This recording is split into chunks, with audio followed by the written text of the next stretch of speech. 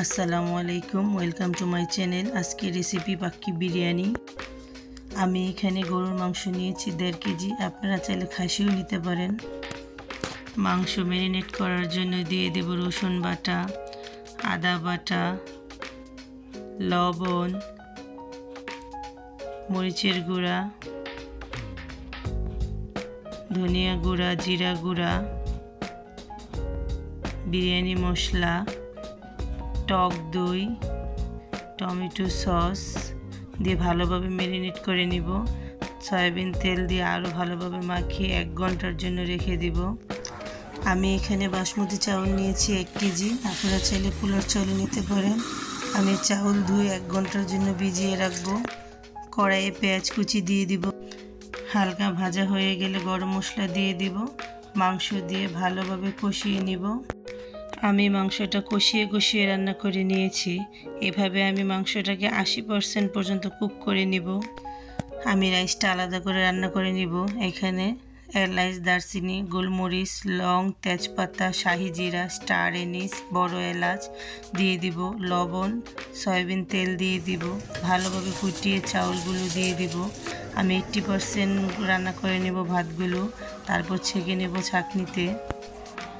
এখানে আমার মাংসটা রান্না হয়ে গেছে। আমি ভালোভাবে সিদ্ধ করে নিয়েছি। এখন লেয়ারের জন্য পাতিলের নিচে দিয়ে দিব কিছু মাংস, তারপর উপরে ভাত দিয়ে দিব। আমি এইভাবে 2 লেয়ার করে দিব। প্রথম লেয়ারে কিশমিশ, পেঁয়াজ বেরেস্তা, কাঁচামরিচ দিয়ে দিব।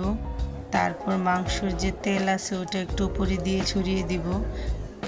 আপনারা আলু বোখারা দিয়ে দিতে পারেন, আমার কাছে ছিল না তাই আমি দিতে পারিনি। তারপর বাকি মাংসটা আমি বিছিয়ে দিলাম এভাবে। রাইসগুলো দিয়ে আবারও ভালোভাবে এভাবে ছড়িয়ে দিব।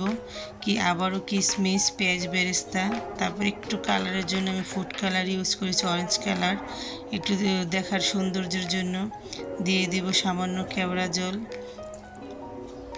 তারপর দিয়ে দিব ঘি। আমার ঘি দেওয়াটা স্কিপ হয়ে গিয়েছে। আমি এইভাবে লেয়ারটা সাজিয়ে নিয়েছি। তারপর আমি দমে দিয়ে দিব 20 মিনিটের জন্য। ঢাকনার মুখটা একটা লং দিয়ে বন্ধ করে দিব। 20 মিনিট পর ঢাকনাটা উঠিয়ে নিলাম। দেখুন কত সুন্দর হয়েছে, খেতেও খুব মজা হয়েছে। এই তো আমি একটু নেড়ে চেড়ে দিতেছি, খুব সুন্দর হয়েছে।